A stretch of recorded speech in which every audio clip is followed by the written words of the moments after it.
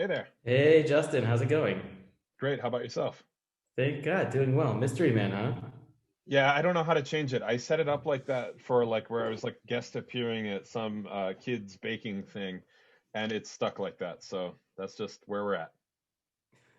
I'll take it here and now.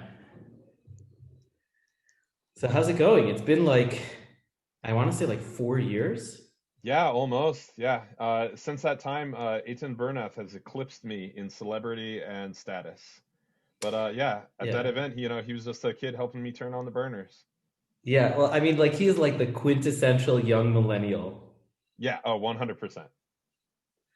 Yeah. How are you? Yeah. I mean, 4 years, life is like insane. I feel like maybe I should even like update you, like just to share with you where we are. Cause Yeah, like please do. I feel like I'm in a different world than I was then, which is Uh, yeah, awesome. yeah, pretty much confirmed. Yeah. So then, if you remember a little bit, we were working with like this gap year kind of world where all these students were going to Israel, needing emotional help to finding their identities. Since then, briefly, basically, I was headhunted to take over a another nonprofit working in the emotional health sphere, and we merged the two organizations together. So now we're focused on creating just a shift in the emotional health of society. That is Awesome. our and it's so poignant because we could look at like the little acute issues, like we don't even want to talk about those things, abuse, trauma, whatever it is, addictions, all those different things. But then if you like take a step back and you're like, wait a minute, don't you think it would be different if we were more emotionally healthy and like how we responded to it would be different? Don't you think that the outcome would also be different? And it's like just like such a broader perspective. I feel like the opportunity to really make change is so much bigger and broader now because of that. Well, that's great, man. Well, you're doing incredible work and always happy to help where I can. Yeah, I mean, I feel like you've been more helpful than you realize. Maybe you realize how helpful, but I don't No, think you I don't. realize. I don't think so. No, I just, I look at each day as a new one, and I just, for better or worse, plow through it and keep Yeah, going. there you go. There you go. I mean, like, listen, like you connected us with Carl. Oh Um, yeah, rest his soul. yeah, seriously. So I don't know if you knew this at the time. Carl grew up in a religious Jewish neighborhood and was basically raised by religious Jews. Yeah, I do know this. And so like when we connected with him, that's all he was talking about was like, you guys saved my life, and without you, I wouldn't be here today. Like it was awesome. And then like his untimely passing, like we really felt it, like we felt connected with him. Yeah, And yeah. then Still to this day, yeah. guy who we work with, he gave us wristbands memorializing the Cuban. Oh, look at that. Yeah, so Look at he's with us that. all the time. Yeah. He was a big person. For He sure. really Yeah, was. and huge hole in all of us, and like, we call that universe Flavor Town. Flavor Town's just not the same without There it, you but go. it's kind of softened us all up a little bit, and I think we're all actually doing better work because we know that's like what he would want. And for example, he was always the guy that he just didn't love spicy food. He could handle it, but he would always act like spicy food is the worst thing that could be on the planet. And so now I'm that guy. And so Guy is always feeding me spicy stuff, and I've kind of picked up the mantle of milk chugging, you know, spice adverse person, even though I love spicy food. You and Sean Evans, huh? Yeah, I guess so. And then of course Duff, who we just recently connected with, like actually connected with. Also, like I feel like you guys, and like I'm kind of like grouping you guys together, although you are all like so distinct. It's not just about the cooking. Like there's like a certain like let's call it like an emotional relation to the cooking and like utilizing that to enhance your life and other people's lives. And I feel like that's something if we would like look across like that spectrum, why are you guys kind of like similar and having these conversations? That's really why, because there's so much more to it.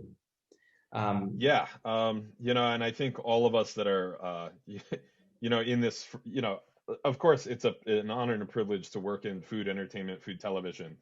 But the real reality is that just pays my bills so that I can continue my own exploration of this space, kind of behind the scenes, and so that this thing that I've chosen as a passion, um, I can I can learn more about it, but in turn learn more about myself. And so I think that's like, everybody will say, oh, cooking is an art, but I think real artists use the medium to understand the world around them and understand the world within them, so much more than someone who maybe just paints for fun or cooks for fun.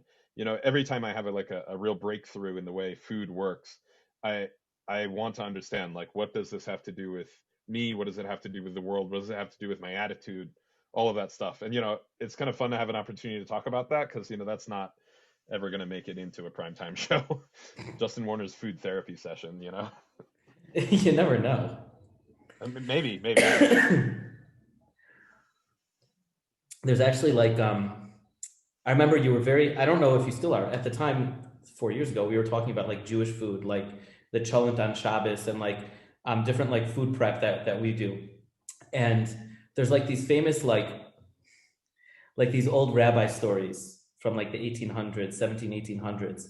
And one of the things that they talk about, there's a famous rabbi that like there's all these like miraculous stories about him. But one of the things that he talks about is in his kitchen when they were getting ready for Shabbat. So as they were mixing, they would say, for the honor of Shabbos, for the honor of Shabbat, for the honor of Shabbat, over and over again. And they would like imbue that into the food. And then when they were like ingesting the food, it wasn't just about the food, but it was also about like that relationship to what's going on with our family, with with our religion, with what we're doing and how we're growing. And so maybe you could talk about that a little bit. There's so much there. Yeah, and so, I don't want to get like too hippy dippy, but I once had a boss at a Korean restaurant, and I was like kind of learning about Korean food and trying kimchi for the first time. And he had radish kimchi, and he had regular Napa cabbage kimchi, and then there was cucumber kimchi. And I said to him, I was like, "Hey, how many like styles or flavor of kimchi is there?" And he said, "As many as there are hands." And I was like, and so I took this as like kimchi is such a deeply personal thing that, anyone who makes it is going to make it their own way. But then the kind of like level two version of that is that, like, energetically, I feel as though when you're cooking, the energy that you like put into the food and the mindset that you have when you're making it, uh, is actually kind of magical. It's like this seventh flavor that no one can really taste, but everyone can taste. And so I 100% get that. I've eaten enough food that, and sure, I watch the people cook on like grocery games, the shows where I'm a judge, but you can taste energy in and intent in food, and you can tell. I always say struggle is my least favorite ingredient, but when people are struggling, you can really tell in their food. And I think another more positive example of that is think about, those special meals where like family is gathered. You're preparing those meals with like the intent of bringing people together, and you're making foods that may be common and generally are like pretty universally appealing to the average palate. But yet, when you combine it all together with that element of family and with this energy and idea that this is about bringing people together for positive gain, that's magic, and there's no recipe that tells you that. Yeah, I recently saw a quote of yours where you said the best seasoning is context. Oh yeah, well, yeah, I mean, there's a reason that like chicken soup when you're sick is incredible, right? But some people justify that scientifically and say, well, there are all these, minerals and, the gelatin release in it, da da da da da. Sure, that's all scientifically right. But I think the real thing is that if someone makes you soup, it makes you feel better because someone's caring about you. That's the context that makes it excellent. And yeah, I believe in that so much. And I think context is something that I think a lot of restaurants don't necessarily think about as often as maybe they could. For example, I was in Mexico like when the pandemic started. I was actually very nervous about getting home, but I had these shrimp. They were called camarones 4x4, and I was like, what is it, like ATV or like monster truck camarones? I have no idea, but it was just four shrimp done in four different styles, so it was 16 total. And I was like, wow, this is like a weird math thing to be like enjoying on the beach. but yet every single time I saw it at a beach there, it's like, this is great. And then I thought, I'm going to make that on grocery games or something like that. But then I thought to myself, it's pointless without being on a beach and having to understand this weird riddle. You know what I mean? Context, super key. Yeah, I feel like one of the things that like I'm really into, especially lately, is like Southern comfort food. Oh, cool. Yeah, so like my family knows like, oh, it's Friday, you're making chicken and waffles, like that's what we're having for dinner. Like it has become like a real thing in the house.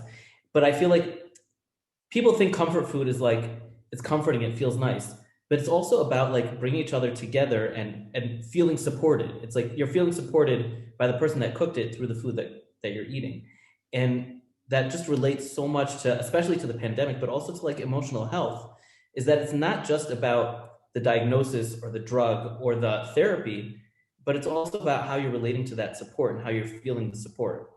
So just pulling that back, what I know about you, obviously we haven't spoken so much, but what I know about you is that you've been on a crazy journey the past few years. Like you were living in an RV, South Dakota, a restaurant. Like maybe you could talk about that a little bit and how that's been for you and like how that's, you've used your emotional health perspective for that.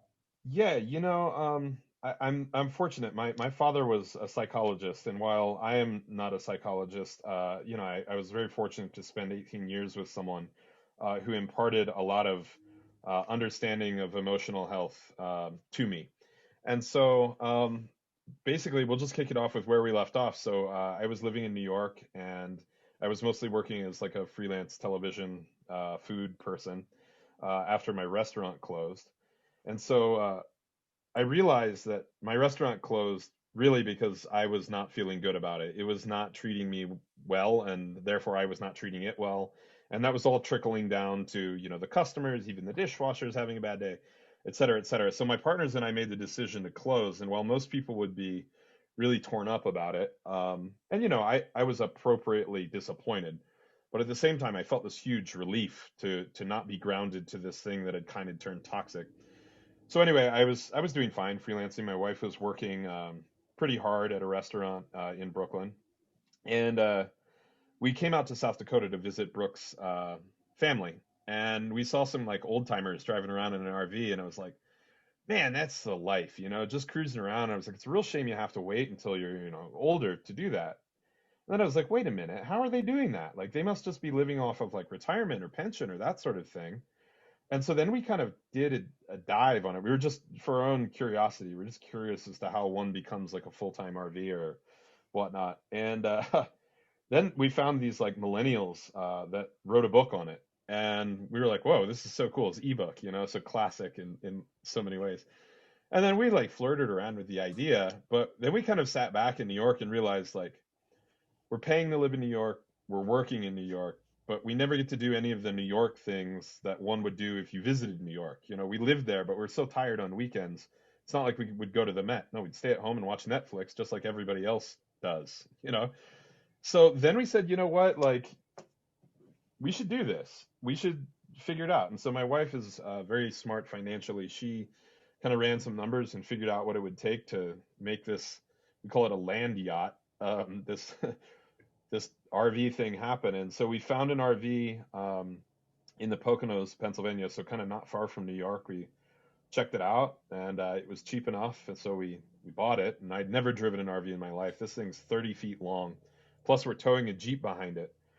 So there's a lot you have to learn very quickly, and the penalties for not having a keen grasp on what a 30-foot vehicle is like, they're quick and swift. But I got to tell you, the craziest thing is everyone thought we were crazy to leave New York, and everyone thought that it was this sort of, wild thing. But in all reality, we had the time of our lives. We lived very inexpensively. We kind of calculated that we were living as a couple for $18 a day at the lowest point in our finances. Yeah, that was in West Texas, in a little town called Marfa, which is like a little hidden art enclave. So if you like art and burritos, which I do. It's really such a magical place. And so, that little story, man, like that, we had those every single place we went, and it was very strange because I think America was experiencing like, and still is very much so, this kind of weird identity crisis. And most of our travels were nowhere near the coast and in places that, you know, maybe we weren't politically ideally synced with. But that being said, we just experienced hospitality after hospitality, and I think it's a very strange thing that America loves travelers and people who are traveling. And if you say like, yeah, I'm not from around here, oftentimes you're met with an even more open arm than someone who is from there. And it was pretty tremendous just to experience so much of America that, you know, people call the flyover states and whatnot. So as we're doing this, we're dating cities. We're kind of seeing like, is this a city we'd like to live in? Is this not a city we'd like to live in, et cetera, et cetera. I was writing a cookbook throughout this whole thing, which was another really interesting thing, is to write a cookbook in like 200 square feet of living space. But we managed. And ultimately, we just kind of decided that South Dakota, where we kind of started this adventure, and where Brooke, my wife's family, is from, was really kind of a magical place for us. And that's where we've kind of decided to plant roots. And it's so dramatically different from New York in so many ways. But that being said, I think it's the context. I don't think I need the hustle and bustle of New York. What I need is the ability to like go to the hardware store, get an impact wrench, and take care of a project. You know, in New York, that would be an all day thing trying to find an impact wrench. Right. I hear that. So, so how was that? Like you said that you closed the restaurant down. Now, that restaurant wasn't kosher, so I never even thought about trying it. But it was pretty well acclaimed. I think you had a Michelin star, if I'm not It was Michelin mistaken. rated, but no Michelin star. rated. Yeah. Okay. And then you closed that down because it was toxic for you and for everybody. And now you're going ahead and opening up a new restaurant. So how Yeah, is that's true. that? Well, I've learned a lot, and it's kind of weird to have to confront previous, and like I'm using the word traumas very loosely here, and maybe inappropriately so. But for example, in every restaurant, there's a thing called a grease trap. Are you familiar with this? Sure, of course. They are vile, right? They trap Yeah. all of the fat and waste lipids that go out of a restaurant, and then you trap it, you scoop it, and you remove it, and it's a very vile task. And so, you know, this thing kind of became this like cursed device in my old restaurant. You know, I'd be living this like TV person lifestyle. I'm in Miami, you know, doing a cooking demo, and I'm wearing like yellow linen and having a great time with Carla Cuban Ruiz and eating, you know, empanadas and whatnot. And then sure enough, I get back to the restaurant and it's like, you've got to clean the grease trap. Like, no. And so, you know, sure enough, less than 1 month into leasing this new restaurant space, we had a grease trap incident. And it was weird to be like, I've got this. I can handle this. I can do this. This is no longer a thing of pain. This is a new beginning, and simply a reminder that I've done all of this before, and how bad could it potentially be. And so it was a really interesting kind of reversal of like, this used to cause me pain, and this used to be a moment of like discomfort for me. Well, now it's kind of nice. You know, it's like, hey, old friend, you know, like I've grown and changed. You have not. The task has not changed. And all the tasks in restaurants have really not changed since the advent of the internet. So, you know, kind of diving back into this, while I was very, very hesitant at first, um, it's kind of cool to feel back in the groove, and like something happened. We had this overhead door. It stopped working out of nowhere. And I was like, restaurants, like, yes, this is it. Chaos. I love it. You know, and you know, there might come a time again where I'm like, whoa, like this is too much chaos in my life and I'm getting burned out on this.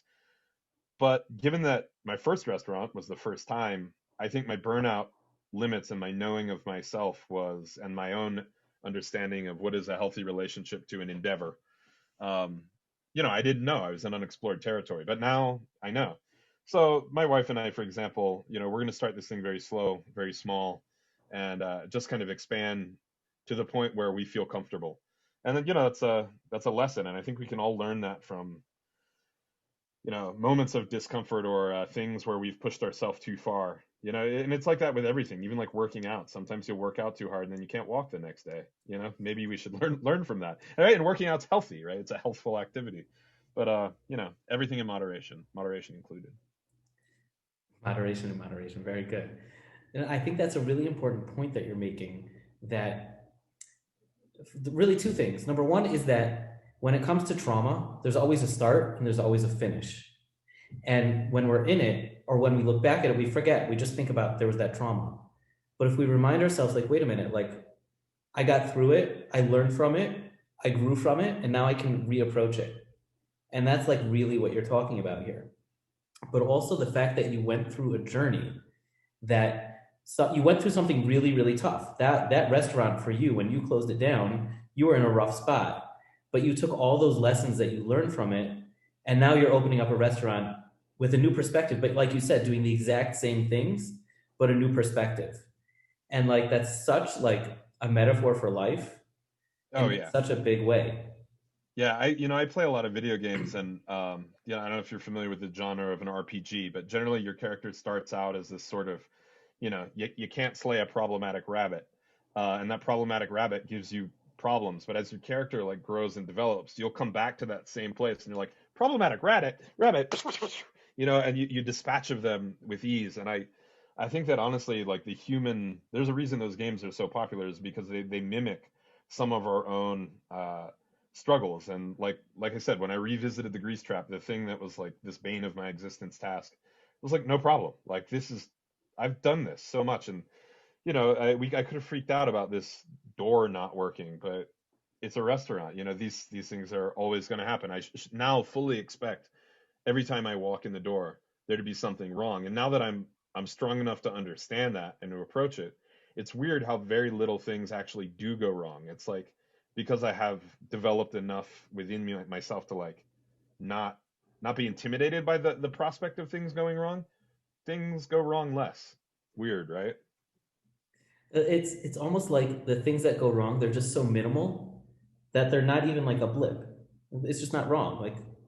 Like even cleaning the grease trap, like that's part of the game. That's not something going wrong. Yes, That's part of exactly. it. Yeah, yeah, that is exactly, yeah, it's part of it. But I think that the average human being needs to play the game long enough to realize that yeah, these things aren't blips. They're just part of the game. And it's tough, it's still to this day.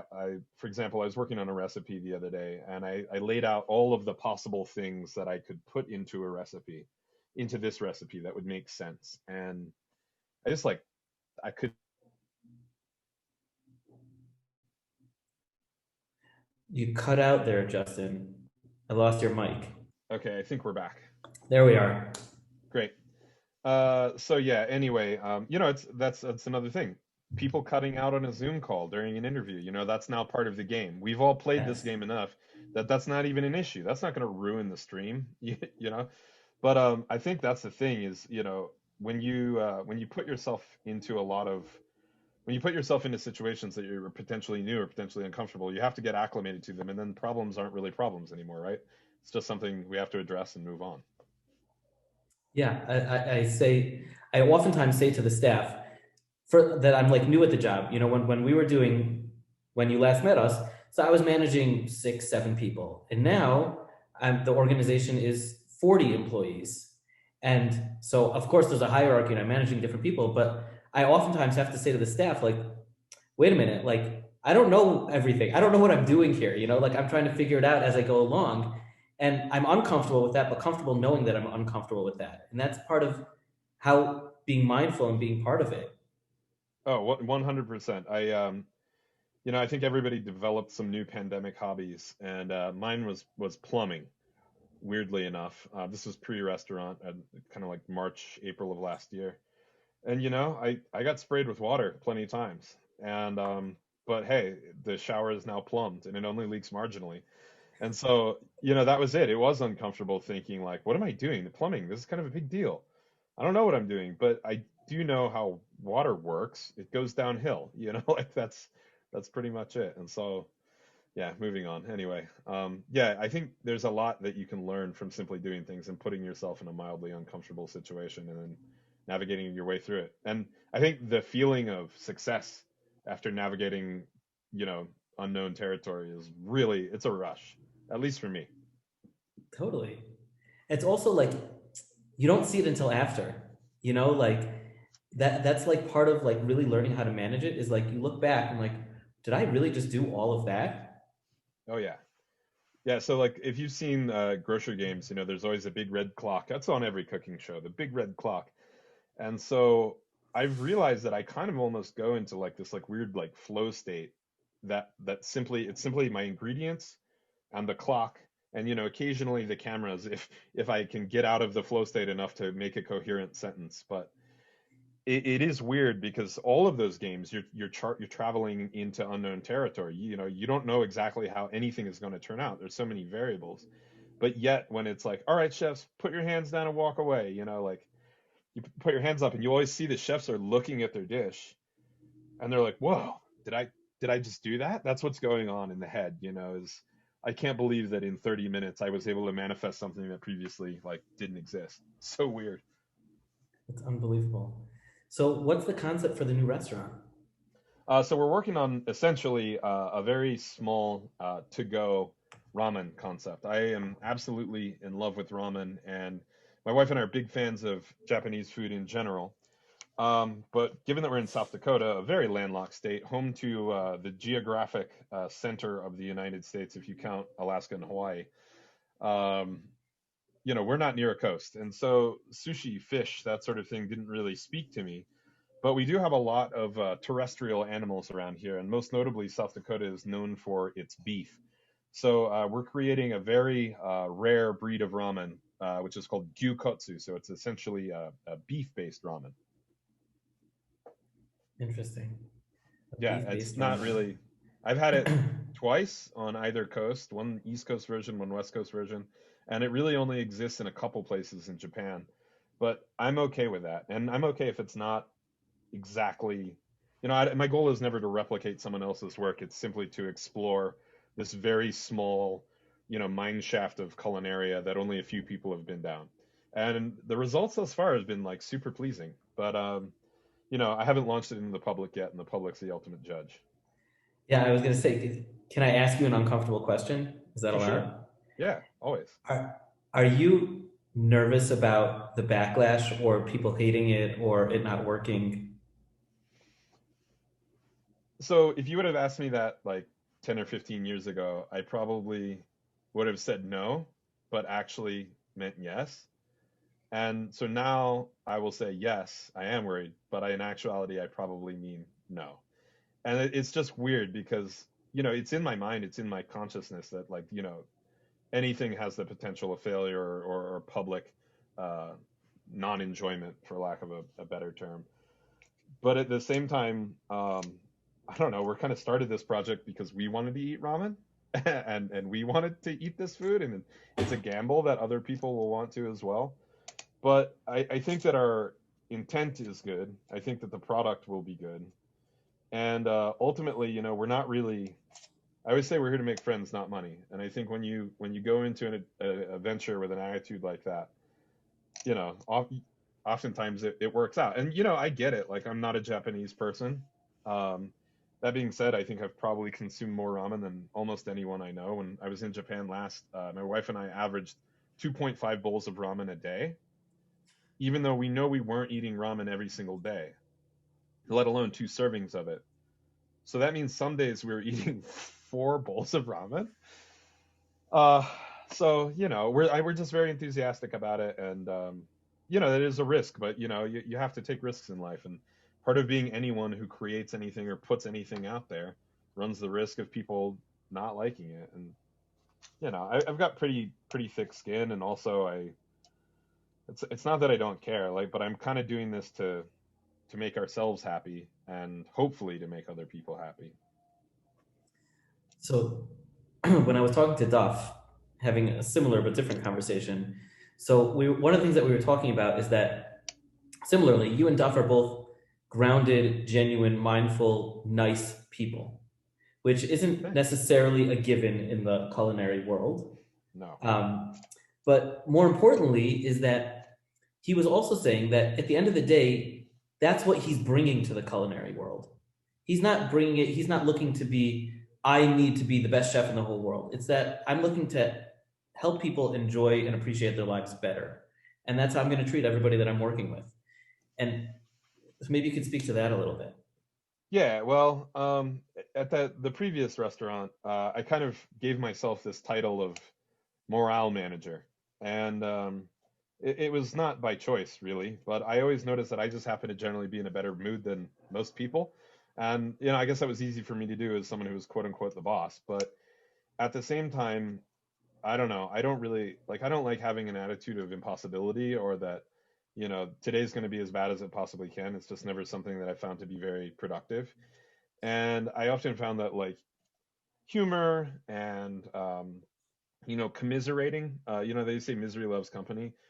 But like for example, when your task for the day in a restaurant is to cut 12 quarts of shallots, you know, you're literally going to be crying, like because that's a very, It's a not miserable unpleasant. job. Yeah, it's a miserable job, you know what I mean? So I'll get down there and cut shallots and we'll play some music and we might have to curse a little, but you know what? We're going to smash through those shallots and we're going to get through the day, and hopefully once we're done with that moderately unpleasant task, we're going to look at 12 shallots and be like, or the 12 quarts of shallots and be like, heck yeah, we did that.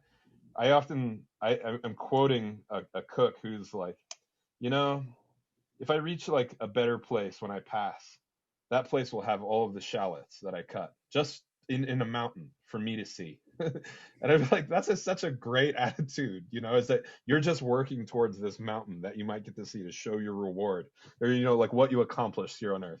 You know, a whole mountain. Could you imagine of just the shallots you cut? Anyway, I don't know. So yeah, I mean, attitude. Going back to Duff, and Duff has always been one of the kindest and most generous people to me, even though it doesn't necessarily have to. Duff has got an whole extra digit of followers on Instagram, Facebook, and Twitter. But yeah, he's always said, "Hey, I like your work." We're also Marylanders, so we have to look out for each other. People from the state of Maryland.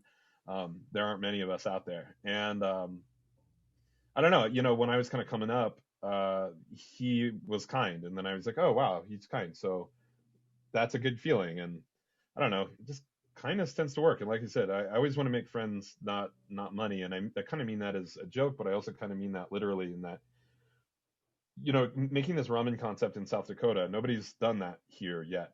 Making something from local product and supporting like local ranchers, then using the local butcher to bring it to the local ramen shop. And I don't think that like a lot of people have explored the local flora and fauna to say like, look, we have so much to be proud of here. Like this is amazing. All of this is like from our own backyard. Yet on like list after list, our state's constantly listed as like a non-food destination. And so again, that kind of like goes back to the intent. The intent is really to bring everybody up along with us. I had a mentor once who said, the rising tide lifts every boat. And so you never know whose tide is going to rise. But I guarantee you, if you stay nice to people, they make sure that your boat's in the same tidal zone that they are in, and that sort of thing. And I just, we all get by with a little help from our friends, right? That's what it's all about. My grandfather just recently passed away, and I tell people, not just tell people, it was a reality that for the past 25 years of my life, besides my wife, he was my absolute best friend. We would speak almost every day. Because of him, that I was able to get into the nonprofit business, that I was even able to go through school to have the confidence to do it. It was all because of him. And he said to me, the only reason why he was successful in life was because he built real relationships with people. The only I mean, it's reason. totally true. I'm sorry for your loss, of course, but if someone can live a whole life and leave you sage advice like that, that's going to serve you and then serve the people around you and serve the people that you're in charge of helping. That's that's such a real thing, real relationships. And I think as we become more, digitally disconnected yet connected, um, it's harder and harder to do that, I think. But if you have that and you spread that sort of mindset, it's actually, it's not that hard. It's to just be a good person, be honest, be earnest, and that sort of thing. Yeah. So going back to like to the food and the restaurant. So Do or Dine, that was like totally like a concept type place. Yeah, it And now was. ramen, which is like the Yeah, exact opposite. yeah, totally. I realized that there was a lot of ego involved in that first restaurant. A lot of like chest thumping, like look at us, look what we can do. And I think that that's actually a little bit of a requirement in New York if you're going to make a splash as like a very small kind of bootstrap restaurant. But I also realized that we did a lot of things not for actually the good of gourmet or the good of the public, but because it kind of made us look at us, we're so cool, sort of project. And what I, what I, now want to create and what I've realized is actually the kind of food that I like it's predictable, it's there, and when I go to it, it's consistent. And that was like the thing, like when we were in Japan with ramen, is like with ramen, you're always going to be guaranteed to get something. You know, generally a soup, generally a noodle, generally some sort of protein or vegetable. And oftentimes that's really all we need, you know, to really satisfy a hunger craving. And then I realized, you know, like I don't need to, you know, reinvent any more wheels. What I really want to do is just make a quality product. And you know, there's this TV show Deadwood. I don't know if you've ever heard of it, but it's an HBO show about the 1800s and actually South Dakota. And there's a scene in it where these guys have opened up a hardware store, and a guy who runs a competitive hardware store shows up outside of the store at their grand opening, and he's like, "How about that? A bar of soap with a prize inside." And everyone's like, "Where did you get that? Where did you get that?" And he's like, "From the other hardware store up the street." And so the two owners are like, "What the heck?" You know, the guy, one main guy, is like, "How are we going to deal with it when the competition's like that?" And Saul Starr, who's actually a Jewish guy and a real person in real life that actually came to this area where we are, says, "Look, man, we're selling quality wares at fair prices." And so that has been this like huge take home to me of like what such sound thinking. It's like sooner or later people don't need a bar of soap with the prize inside. What they need is quality wares at fair prices, and that's exactly like what we're trying to do with this restaurant. But in my younger days, man, I would have been all about the bars of soap with the prize inside, you know? Yeah, they say that like the grass is always greener on the other side. Like, oh, it's always the cool guy. The cool guy always has everything. And especially now where like the pandemic has blown up our digital lifestyle. Oh yeah. So everybody's doing great. And it's like, how come I'm failing and everybody else is doing great? And like what's the reality is we don't really know. Maybe they are doing great, maybe they're not. And like, so how do we keep genuine in this digital world? Yeah, you know, that's tough. And I, you know, I went through this show called Food Network Star, and Food Network Star is basically a you know, you're judged on your ability to talk about food but also cook food, and it's kind of a 50-50 thing. And I found that the people who have had the most success on that show, I actually won, are actually those who can stay themselves under various forms of scrutiny. And so they put you through challenge after challenge that kind of test your wits, be it your ability to communicate or your ability to physically cook, or even endurance things where you have to make like 300 portions of something in a certain amount of time. And so, you know, I feel very fortunate that I was able to go through this kind of gauntlet of can you stay true to yourself? But, you know, I think a lot of people don't really like talk to themselves enough. And I know that sounds weird, but I like literally talk out loud to myself a lot. I talk internally to myself all the time. And you know, I'm very fortunate. My wife, who just walked by, she doesn't find that to be too annoying or too crazy. But you know, there's that old expression, like expression to thine own self be true. And like, you know, I feel like if even for one moment you feel like, is this a performance thing? Is this really who I am? Is this really what I want to be? If you're feeling those things, man, like take a moment, pause, and have like a deep conversation with yourself. And like, it's one of the reasons I love cooking so much, especially when I'm cooking for myself and only myself. It's like nobody knows me better than me. So I can make the best food for me. And sometimes it's not anything that anyone would imagine. Sometimes it's literally a handful of arugula with a squeeze of lemon, you know, hastily consumed from the refrigerator. It's one of my favorite foods of all time. No one would guess that, you know, but it's because, you know, I'm piloting this ship. I know where all the controls are. And I think that as we look at other people's successes and as we look at other people's, you know, quote, fame, fortune, whatever, all of the things that we could be envious or covetous of, um, you know, I think it's important to say, like, you know, you don't really know the whole story there. You know, what makes one person happy might not make another person happy. And I think so many people in the digital space and in celebritydom are actually unhappy, and they keep craving more and more things, thinking that it's going to be happiness and thinking that that's going to lead them to some sign of contentment. But there's a very funny viral video where it's like it looks like an infomercial and it's somebody selling contentment, and it's just like with contentment you'll never have to own another thing, you know. And it's like it's just so strange, you know. We're all pursuing this elusive thing of being content, but oftentimes I think it's just like, hey, am I cool with who I am as I am in the place where I am? And it's a difficult feeling to achieve, but I think you get to a certain point in your life where you've either overcome enough or you feel confident in your own abilities enough to be like, yeah, I'm fine. And if Michelin comes around here, great. If they don't, totally fine with that. If we just break even and pay rent, you know, I'm happy with that. So, so that leads to really a few questions here. Is of course you're opening up during a pandemic.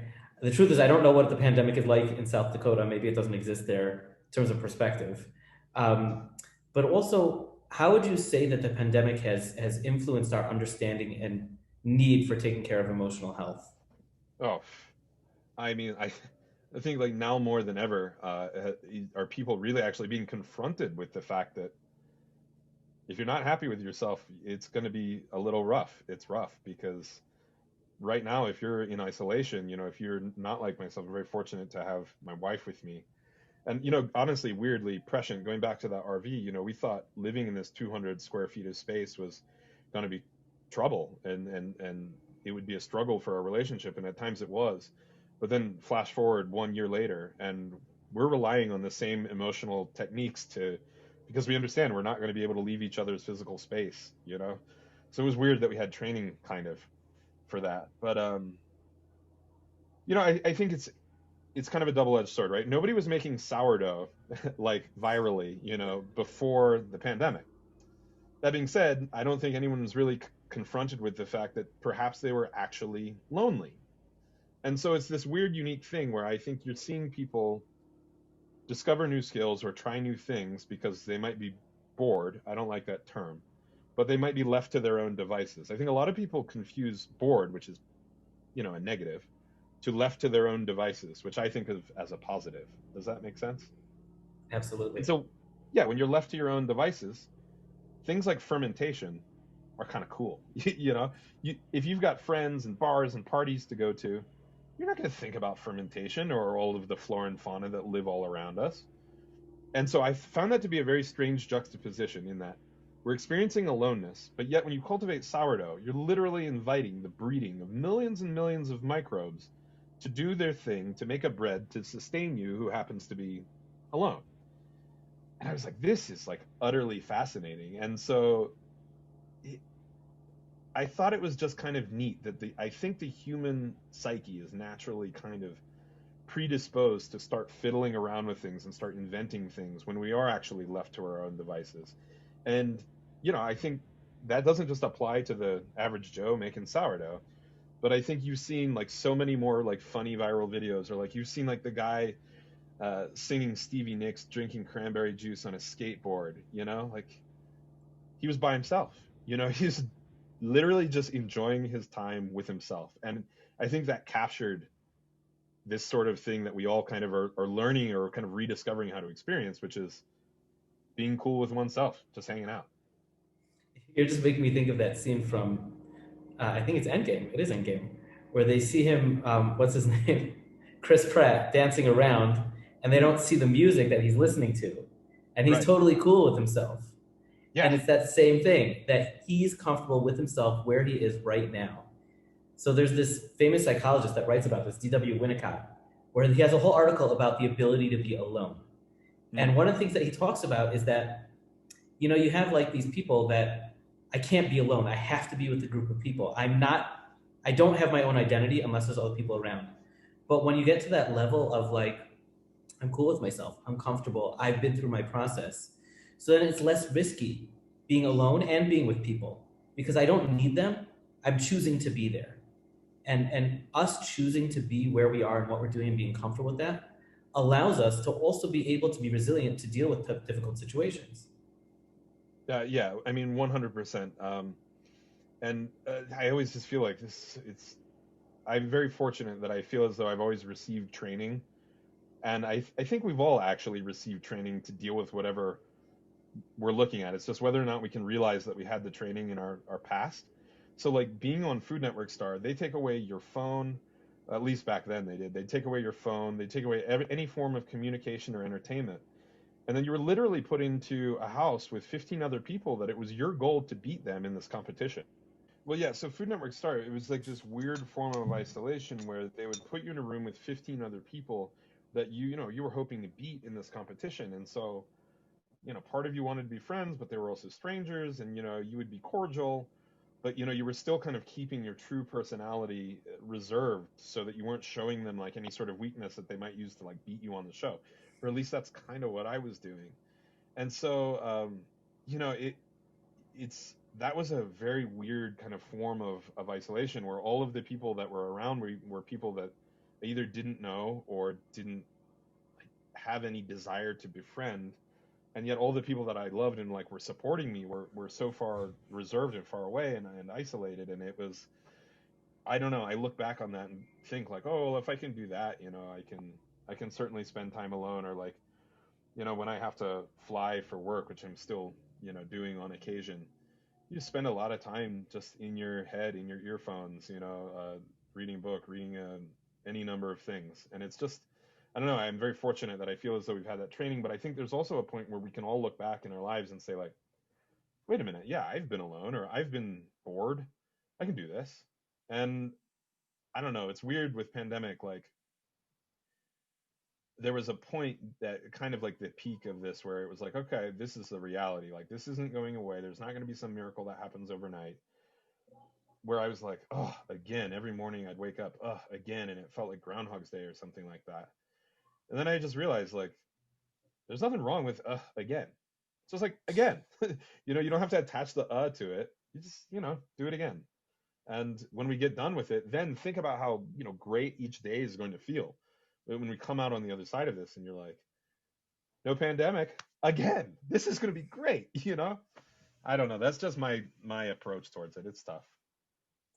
It is tough. It really is tough. And again, that approach, I feel like that's such a lesson really for all of us, is that like each day is an opportunity. Each day, so today's challenge is the pandemic plus, but each day is really an opportunity. And it's like, it's so hard because we all have that grease trap.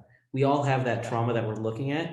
And that approach that you took of learning from it, moving past it, understanding it, and then being with it, that's something that's it's a hard skill to acquire. It's a hard thing to do. Yeah, it's I hate it when ultimately like the real lesson like boils down to like a cliche statement like practice makes perfect. But people ask me like, "Oh, how do you get, your hard-boiled eggs so perfect?" Simple answer, 10,000 times. Just do it 10,000 times and it'll start to achieve perfection. And I honestly think that the human condition is kind of like that, where like, once you get to about the 10,000th blow to whatever it is, once you've done the grease trap 10,000 times or whatever it is your thing is, if you kind of revisit something 10,000 times, oftentimes you can find this like resilience and you say like, I've done it 10,000 times, no problem.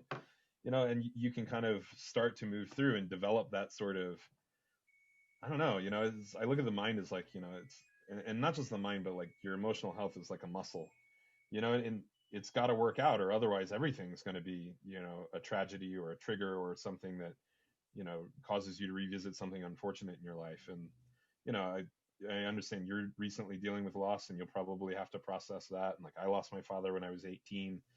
And, a weird thing happened the other day where I forgot that an acquaintance of mine had also lost her father at a young age. And, it just kind of casually came up and we're like, oh yeah, both of us, Dead Dad Club. And like that seemed like incredibly morose and like terrible to the people around us, but it was actually this like weird like mutual support thing. It was like almost like a code word of like, oh yeah, I've seen some gnarly stuff, yeah, me too, hey, we can do this, like we're strong. Weird, right? Totally. But Totally. And also like you don't always realize that. Like maybe from the outsider, like that was morose, but for you guys, that was like a real point of connection and support that nobody else could understand. yeah, three words, Dead Dad Club. And we're like, wow. And I think the weird thing is both of us went through like a similar way of processing it, and I had forgotten that we had discussed it previously. But one of the things, and this is wrong, man. One of the things I would do when I was young, and I was 18, and I was very flippant as a young person. Um, but like and this sounds horrible, but like my processing was to just make bad jokes about it. Like this, it's terrible, and it would make people feel like awkward and uncomfortable. But I would just say to them literally, like, I guys, I'm just processing it, and if I can have a laugh to myself about this, and you can find it to be awkward, and understand that I'm actually like processing. I like informed all my friends, but if I make a joke about this, it's probably because I'm actually trying to come to grips with it and trying to understand that like, this is my actual future. And I do that in so many like situations. I think humor is often the best medicine, but as long as you're dealing with like a crowd that understands what like your humor is going to be in order to process something. Um, because otherwise, yeah, it was totally awkward. Like when I'd make like some people were like, "Oh, the dead dad jokes," and I was like, "Yeah, that sounds wrong," but at the same time, I wasn't hurting anyone other than people's preconceived idea of how we should honor people that have passed. But at the same time, my dad would probably find those things hilarious. And like, Carl Ruiz, rest his soul, another one of those people where, like if I said to someone, "Have another Twinkie, Carl," you, you know, Carl would be laughing hysterically because that is exactly the life he lived, and that is exactly the person that he wants to, I think, be remembered. Does that make sense? It makes so much sense. And that you're talking about your process and that you're open to talking about your process, that's also part of the healing and the resilience building. If you know that you can talk about it, if you can, like I mentioned to Duff in another interview I was in, like, if I can't say to you, I'm nervous or I'm uncomfortable, or what if I do a horrible job of interviewing you or having this discussion? If I can't say that, then what's my ability to really get through this conversation and to be with you? And that process is, to me, what you're describing is essential for success. Yeah, well, and what you're describing, I think, is such a vital skill to have, is to, you people can only gain so much information from like understanding body language, and the vast majority of people don't know a thing about actual body language. Whereas like I actually still have my dad's psychology books on like what does body language mean. Like for example, at restaurants, nobody, in at least in my restaurants, is to ever stand like this. Never, because it shows expectancy. You're waiting for something. You're anticipating something. This is a closed action. This isn't an embrace. This doesn't feel good. Anyway, so when you tell somebody, "Hey, I'm nervous," you're actually doing them a great favor because they might not be able to tell. But when, for example, I do interviews with all sorts of people, podcasts with all sorts of folks. If they say I'm nervous, then I can say something to help them not be nervous, or to simply be okay with the nervousness. And I do it all the time. My classic thing is someone will want to take a picture, and I'll just say, "Yeah, absolutely, stand right up. It's my job. Also, I'm a human." And they're like, "Oh, he is a human. Okay, like great, we got this. Very Yeah. strange, very strange. Yeah. So, okay. So we're getting to the end of the hour. So I'm going to ask an awkward question. Awkward for me, probably not awkward for you. Sure. Was, was this okay? Did I do okay? How was this? Oh yeah, I mean, so I'm always the person who worries about myself and how much I ramble and whether it's coherent enough. And I come from a long line of people who gab, so I always worry about myself. You could never do a bad job. Truly. And So, I think we made a good connection to kind of show that yes, I work in food, but also to some extent, we're all working on taking care of each other, right? Like I'm trying to provide a great meal for a fair price and trying to build up the community around me. You're trying to build up the community around me by bringing people with different experiences in to kind of show that, human condition pretty universal. yeah. So this was awesome. I mean, I have like so many other questions that are totally unrelated. But I'm not going to ask those questions, like recipe questions and like some cooking questions that like have come up. Those are totally unrelated, so I'm not going to bring those in here. But I do want to say that I really appreciate that you've been helpful every single time we reached out to you. You've been chill and helpful and doing more than I would say your status would be expected to do for some little guys like us. So I really, really appreciate that. And I just look forward to continuing to grow a relationship. Food and emotional health, they go hand in hand, and to continue to bring those into the world. Yeah, I mean, That's it. absolutely. I'm just honored that, you guys call and you can talk to somebody like me who, kind of lives in such a dramatically different world than a lot of people. But hopefully the message of, helping people and like you said, emotional health and good eating, hopefully we can continue to spread that because I think there's so much medicine in just those two simple things. Yeah, totally. That's such a huge piece. So I really thank you, and I look forward to continuing the relationship. So thanks for Yeah, man. everything. Absolutely. My pleasure. Take care, buddy. All right, you too.